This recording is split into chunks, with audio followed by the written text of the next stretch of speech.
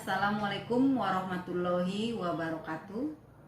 Perkenalkan, nama saya Fitri Agustina Lubis, dosen di Universitas Muhammadiyah Tapanuli Selatan, Fakultas Keguruan dan Ilmu Pendidikan. Pada kesempatan kali ini, saya akan menjelaskan deskripsi diri dosen saya dalam unjuk kerja Tridharma Perguruan Tinggi, yaitu PDD UKPTP dalam bidang pengajaran. Terhitung mulai tahun 2012, saya sudah menjadi dosen tetap di Universitas Muhammadiyah Tapanuli Selatan. Dan tanggal 28 Juni 2019, saya sudah memiliki kepangkatan Lektor 3C dan mengemban beberapa mata kuliah, yaitu Perencanaan Pembelajaran, Telaah Kurikulum, Profesi Kependidikan, Manajemen Pendidikan, Evaluasi Pembelajaran, serta Strategi dan Media Pembelajaran. Di mana pada kesempatan kali ini saya akan memaparkan pengelolaan pembelajaran dalam mata kuliah Strategi Pembelajaran. Adapun mata kuliah pada program studi yang saya emban, yang pertama adalah Fisiologi Anatomi Tumbuhan, Ekologi Umum, Biologi Umum. Itu adalah program studi atau mata kuliah yang saya emban di dalam program studi. Pada hari ini saya memaparkan mata kuliah Strategi Pembelajaran pada salah satu mata kuliah yang saya ampu. Strategi dan Media Pembelajaran pada semester genap dengan bobot SKS 3 SKS dan merupakan mata kuliah wajib di Fakultas Keguruan dan Ilmu Pendidikan. Proses pengajaran mengaplikasikan strategi student-centered learning dan model pembelajaran class gathering dengan langkah saya sebagai dosen memberikan tugas berupa pertanyaan atau masalah yang akan dipecahkan oleh siswa, dan siswa dibagi di atas beberapa kelompok. Dan jawaban-jawaban yang diberikan oleh siswa atau solusi-solusi dari masalah dituliskan pada kartu yang sudah saya sediakan, dan setelah itu dilanjut dengan merefleksi diskusi bersama serta mempresentasikan hasil yang didapatkan. Kegiatan ini diaplikasikan dalam bahan kajian, konsep manfaat, tujuan pembelajaran, pendekatan dan metode. Adapun tujuan akhir dari materi ini mampu menganalisis hakikat strategi pembelajaran. Mata kuliah Strategi dan Media Pembelajaran lebih menekankan pada pengaplikasian mahasiswa di lapangan yang nantinya pada semester 5 mereka akan ditugaskan untuk langsung turun ke lapangan melihat pengelolaan pembelajaran berupa mata kuliah PLP, yaitu PLP 2. Nah, di sini mahasiswa langsung ke lapangan melihat bagaimana guru merencanakan pembelajaran sesuai dengan strategi, model, pendekatan, serta metode yang diterapkan di dalam pembelajaran. Di dalam kegiatan yang diterapkan di dalam strategi pembelajaran itu terdiri dalam pengaplikasian kegiatan inti, kegiatan penutup yang diaplikasikan di dalam rencana pelaksanaan pembelajaran apabila nanti misalnya mahasiswa sudah menjadi seorang guru yang sesungguhnya. Persiapan guru untuk mengelola pembelajaran seharusnya memang harus dikaji ulang dan ditentukan sesuai dengan strategi, pendekatan, model dan metode pembelajaran. Sebagai persiapan dasar mahasiswa memasuki lokasi PLP untuk mengaplikasikan ilmunya, mata kuliah strategi juga merupakan mata kuliah yang memiliki hubungan interkonektif dengan mata kuliah microteaching. Fakultas Pengajaran dan Ilmu Pendidikan memiliki luaran menghasilkan mahasiswa ahli pada bidang pembelajaran. Pertemuan dalam mata kuliah Strategi dan Media Pembelajaran terdiri dari 14 pertemuan dengan memiliki beberapa pokok bahasan, yaitu konsep manfaat dan tujuan strategi pembelajaran, keterampilan dasar guru, aspek psikologis dalam pembelajaran, rancangan RPP terkait strategi penentuan media pembelajaran, jenis dan karakter media, pengembangan media, peralatan dan media pengajaran, media proyeksi dan pengaplikasian dalam praktek penentuan strategi dan media pembelajaran. Pokok bahasan yang ada dalam satu semester memiliki tujuan akhir dalam satu pokok bahasan.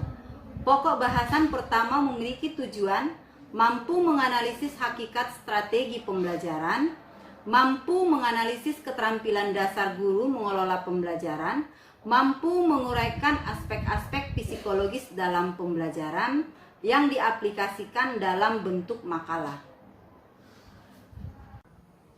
Mampu merancang kegiatan sesuai strategi dalam pembelajaran, mampu merancang kegiatan dalam pembelajaran, mampu menganalisis beberapa konsep media pembelajaran, menelaah jenis dan karakteristik media dan pemilihan media, menganalisis konsep dasar pengembangan media pendidikan dan pemanfaatan program media, menganalisis peralatan media pendidikan dan pengajaran, menganalisis media proyeksi dan media audio, menelaah media proyeksi sesuai materi, dan merancang strategi pembelajaran dengan memanfaatkan media.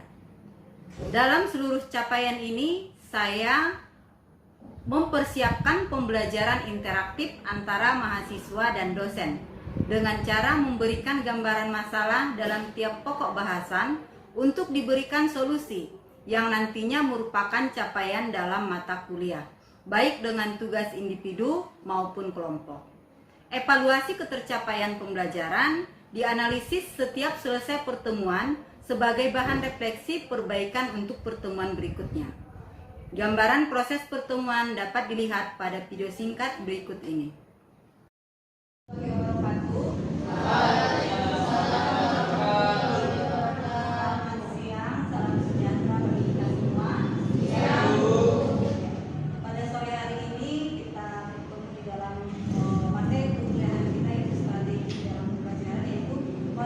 Strategi pembelajaran. Kalau kita mengulang kembali konsep strategi ini, kalau kita kaitkan hadir, berarti tidak ada ya absensi untuk hari ini. Oke? Ya, sebelum pembelajaran kita mulai untuk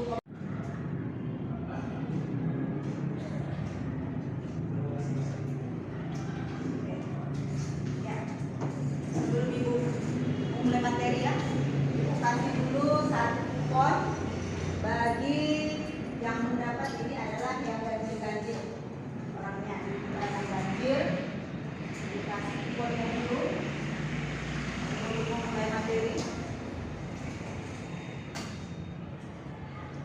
Tulisan ganjil ya. Oke.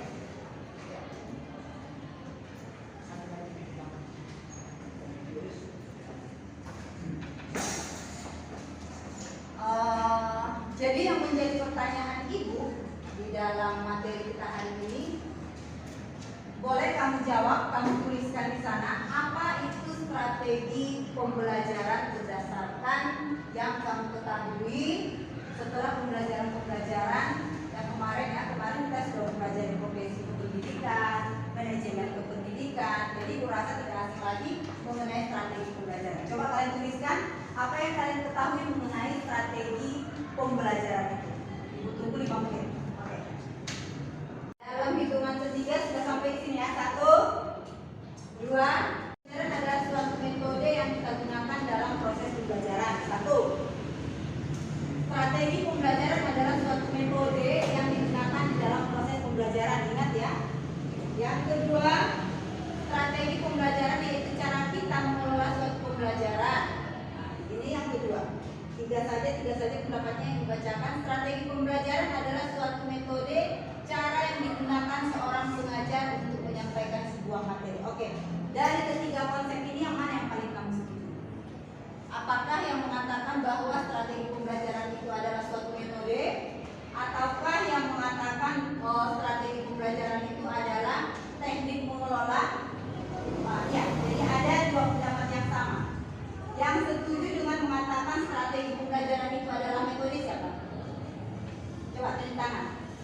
yang menyatakan bahwa strategi pembelajaran itu adalah metode pembelajaran. Cuci tangan. Cuci tangan ini aja. Ya. Yang menyatakan berarti selebihnya mengatakan bahwa strategi pembelajaran itu adalah pengelolaan. Ya. Jadi ada dua pendapat. Ada yang mengatakan bahwa strategi itu adalah metode, dan ada yang mengatakan bahwa strategi itu adalah pengelolaan. Yang mana yang benar? Kira-kira?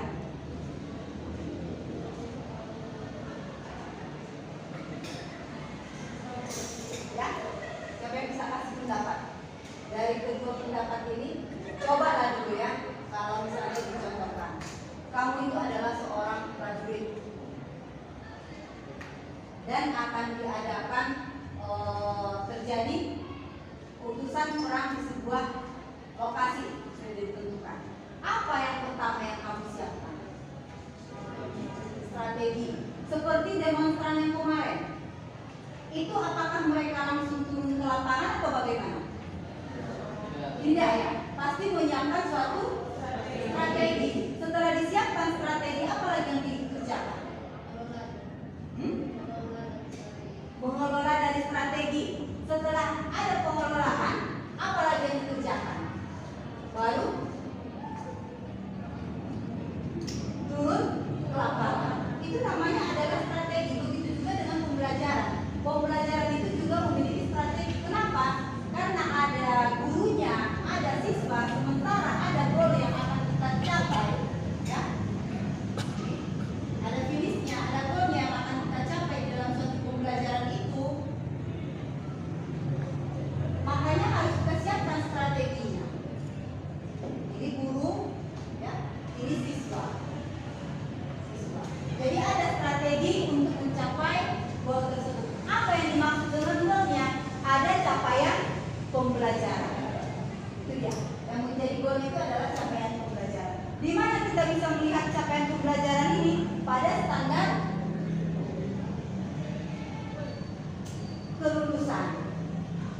Ya, kelulusan.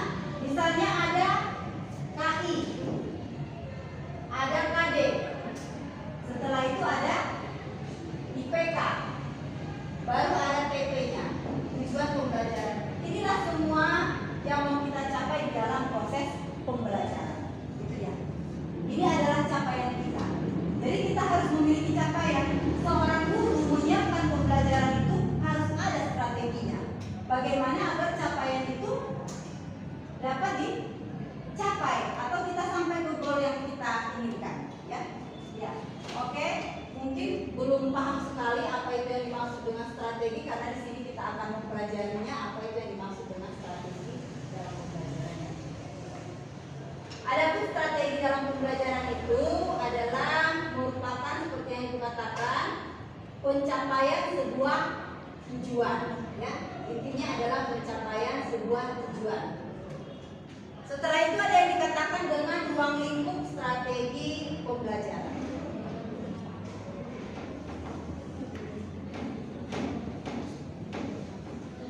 Dengan ruang lingkup strategi dalam pembelajaran. Ada pendekatan pembelajaran, ada model pembelajaran, ada metode pembelajaran. Anda sudah melakukan PLP 1, ada yang 1 ya. Ada yang sudah melaksanakan PLP 2. Ada yang akan melaksanakan KKN. Tetapi kalau pembahasan kita hari ini hanya dominasi pembahasan itu hanya pada PLP. Karena itu adalah untuk proses pembelajaran ya. Jadi ada pendekatan dalam pembelajaran, ada model dalam pembelajaran, ada metode dalam pembelajaran, dan ada strategi dalam pembelajaran. Menurut kalian, sama enggak strategi, pendekatan, model, dan metode? Sama enggak? Sama. Apa alasannya? Menyatakan kalau itu sama. Di mana kita kita bisa mengaplikasikan strategi, pendekatan, model, dan metode pada apa saja? Kalau ya strategi itu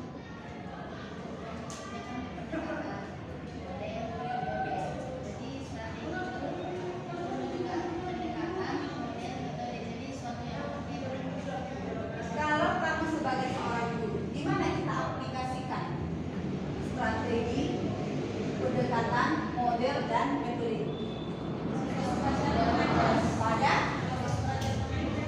Pada program atau proses pembelajaran lah ya. Sebelum kamu memasuki kelas, apa yang kamu siapkan? Ada? Iya, ada rencana pembelajaran atau RPP yang harus disiapkan, wajib. Kalau Anda sebagai seorang guru tidak bisa masuk ke kelas, misalnya tidak ada persiapan, itu harus ada RPP. Kenapa? Agar capaian itu bisa dicapai dengan tepat. Agar program itu nanti bisa kita capai dengan tepat. Karena di dalam satu pembelajaran itu sudah dibagi. Ini berapa jam, ini berapa pertemuan, itu harus tercapai. Begitu juga nanti strategi itu harus dijalankan. Oke, ruang lingkup strategi pembelajaran kita mulai dulu untuk penyusunan daripada format ya. Ini format SPP. Itu di bagian pertama ada identitas.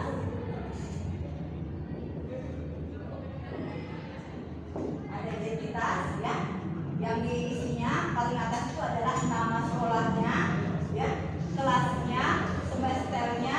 Setelah itu ada topiknya, ada alokasi kelasnya, seperti itu kan. Pengaplikasian kita pada hari ini adalah pada langkah kegiatan pembelajarannya. Itu dimulai dari ada disampaikan di sini, ada KD-nya, ada IPK-nya ya, ada tujuan pembelajarannya, ada materinya. Ada materinya, baru setelah itu ada metode. Metode dalam pembelajaran. Ini kan yang kita temui di dalam RPP. Setelah itu ada kegiatannya, dibagi lagi. Ada kegiatannya, dibagi lagi. Ada kegiatan awal atau pendahuluan. Ada kegiatan inti, ada kegiatan penutup, kan seperti itu.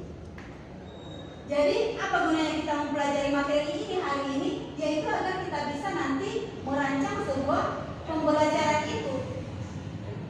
Kita rancang dulu pembelajaran kita, baru kita memasuki aplikasi daripada materi kuliah kita. Strategi dalam pembelajaran itu ya letaknya di sini.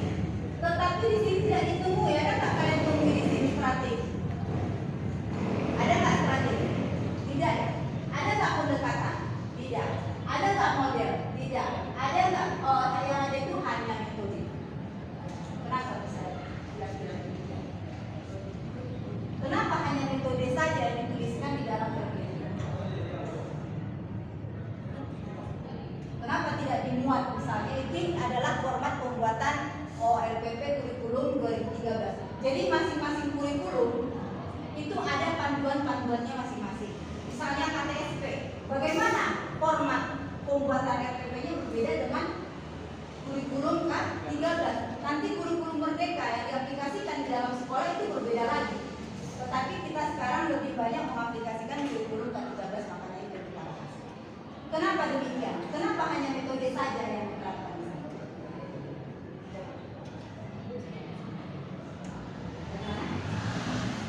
Kenapa tidak dimuat strateginya? Jadi apa gunanya kita mempelajari strategi ini kalau tidak dimuat di sana strategi? Kan itu pertanyaan. Ya?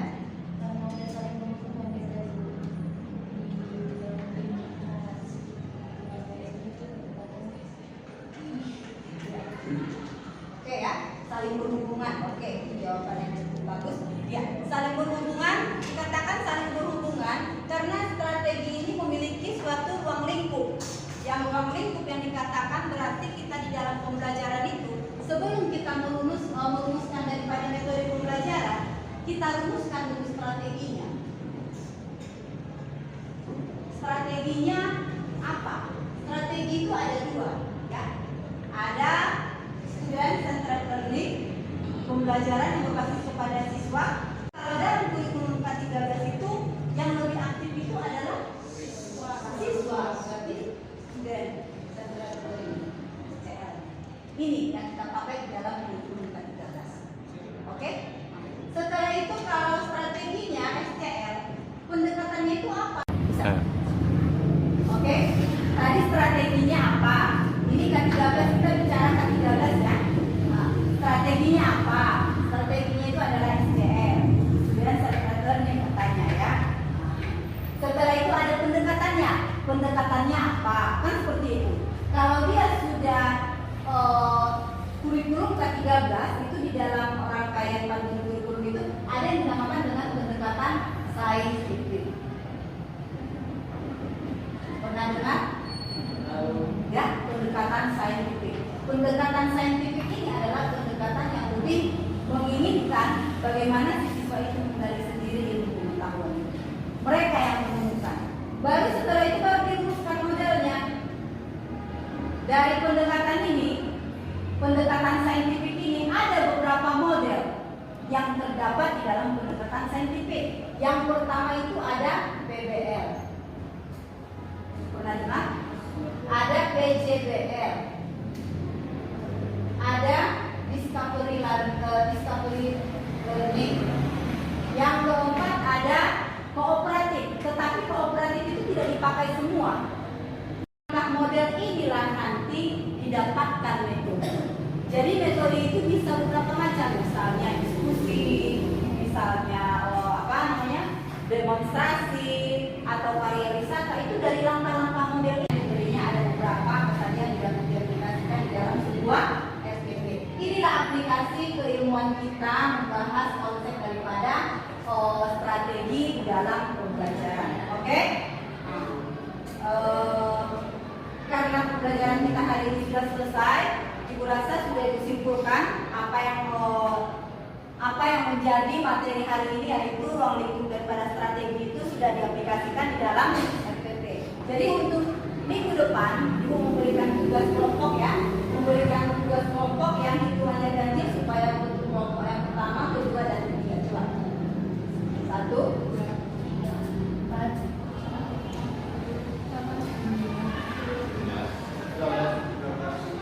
Ya, yang hitungannya ganjil itu satu kelompok, yang hitungannya genap satu kelompok. Kalian carikan dulu 2 jurnal yang membahas tentang strategi pembelajaran itu. Setelah itu kalian berikan simpulannya, baru dipresentasikan di depan kelas.